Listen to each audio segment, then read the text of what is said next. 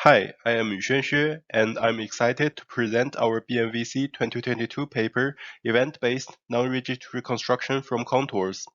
This is a joint work with my amazing collaborators Haolong Li, Stefan Leutenegger, and Jörg Stückler.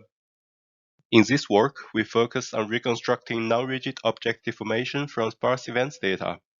Event camera captures the brightness change at each individual pixel, so assuming the background is static, the events are generated by the motion of objects. In other words, events describe the non-rigid motion.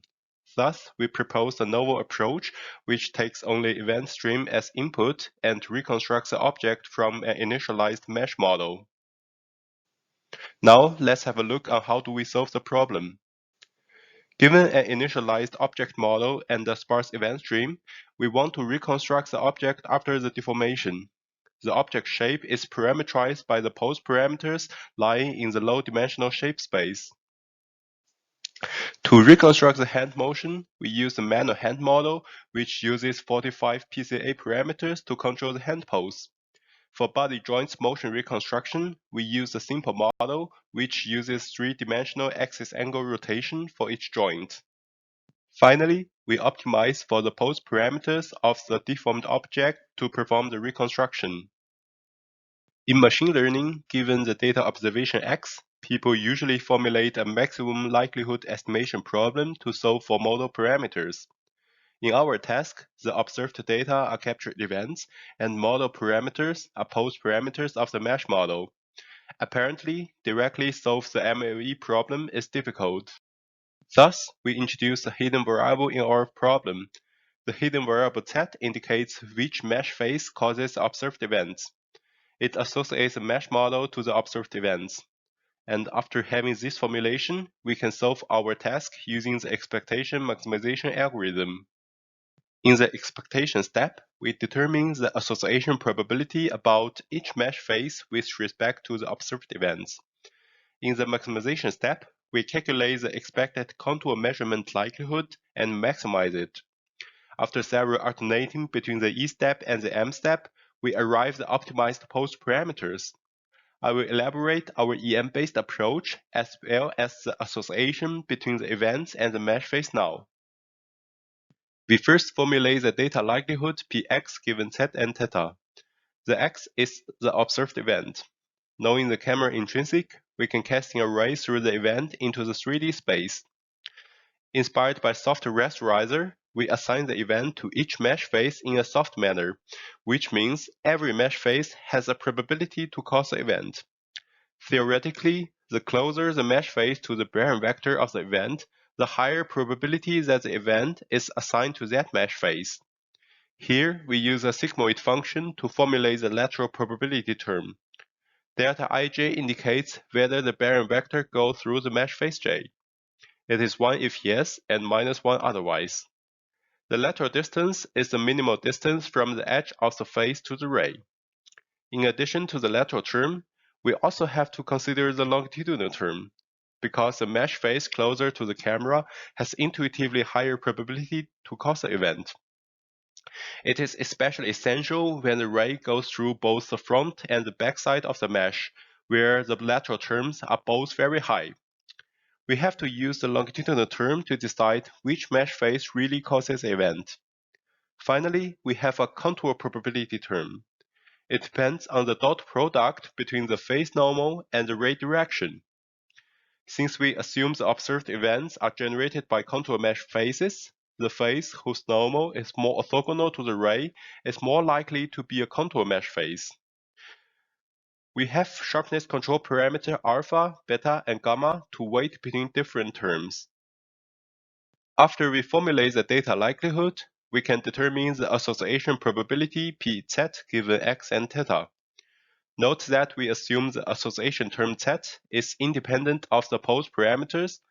Thus, we can represent the association probability purely with the data likelihood term.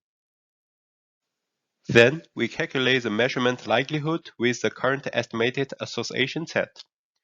Again, we can express it with the data likelihood term. We can calculate the expectation of the log likelihood based on the association probability and the measurement likelihood. Note that the data likelihood in the M step is independent of the longitudinal probability term because we don't want the mesh face to be dragged closer to the camera. We maximize this term to update the pose parameter and use the new pose parameter to estimate association probability in each step and so on. Now let me quickly summarize our approach. From an initialized pose parameter and an observed event, we can compute the lateral distance, the longitudinal distance, and the angle between the raycasting through the event and each mesh face. Then we compute the data likelihood term px given z and theta from those distances. We perform the E and the M step to get the expectation of the measurement likelihood, which is the final objective function in our approach. The variables in green means that the gradient is propagated through them. Apparently, longitudinal distance doesn't have gradient since it is not considered in the M step. Okay, before I introduce you to the reconstruction result, I would like to shortly announce another contribution of our work. Since currently there's lack of labeled event data in non-rigid reconstruction, we built an event stream simulator. Our simulator is inspired by other state-of-the-art simulators. However, our event simulator supports multiple data modalities, and it also has adaptive sampling due to the computed motion field. In addition, it is efficient due to parallel programming and supports different parametric models, such as the simple X-body model. As you can see here, our simulator can simulate the motion of the whole body, including the detailed hand deformation. This is driven by the simple X-body model. Now, I would like to show you first the reconstruction result on the synthetic data.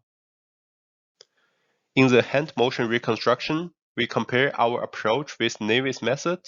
As you can see, our model can reconstruct the deformation accurately, and it outperforms Navy's method both qualitatively and quantitatively. We also compare with Hudneff's method in the hand reconstruction. Different to the last task, where we optimize for the whole 45-dimensional whole space of the hand model, here our approach and Hudneff's approach solve for the 6 main parameters in the PCA space. Again, our approach outperforms the state-of-the-art method both qualitatively and quantitatively.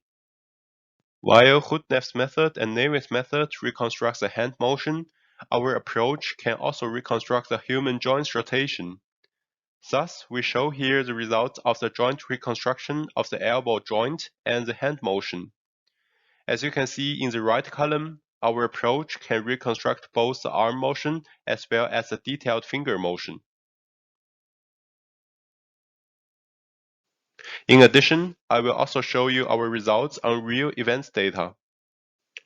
This video is captured by David's 240C camera. The grayscale frame has 24 fps. In both our method and Navy's method, we rely on the input events and initialized pose parameter. We use mesh graphhomer to estimate manual pose parameters from the beginning intensity frame. As you can see, the intensity frames have obvious blur because of the fast motion. Our approach can reconstruct the deformation well, while Navy's method cannot accurately track the hand motion. We also evaluate the robustness of our approach with regards to the noisy initial pose parameters and noise in the input events. The first experiment is about robustness against noisy initialized pose parameter of our approach. We add randomly sampled perturbation to the initial pose parameter, and you can observe the effect of the perturbation on the left side. The figure on the right shows that our method is robust to different level of noisy initialized pose parameters. We also randomly add noise to the background to simulate the salt and pepper noise of the real event camera. It also shows that our approach is robust to different amount of the salt and pepper noise. Finally, let me summarize our presentation. In our work, we novelly proposed the idea of contour events and designed a non-rigid reconstruction approach based on the expectation maximization algorithm to deal with contour events. Our results on synthetic and real data demonstrates that our proposed method outperforms the state-of-the-art event-based non-rigid reconstruction approaches. We also developed a multi-model and efficient non-rigid event stream simulator. There are also some limitations in our approach. We rely on the initial pose parameter, and besides, the non-rigid reconstruction from contour events using a single camera can be yield-constrained in certain settings, such as high-dimensional shape parameters, 3D rotation and translation, or self-occlusion.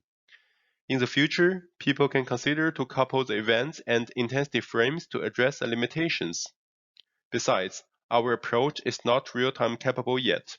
In the future, people can consider to assign events to a smaller range of mesh faces using KD tree and accelerate using GPU programming to increase the efficiency.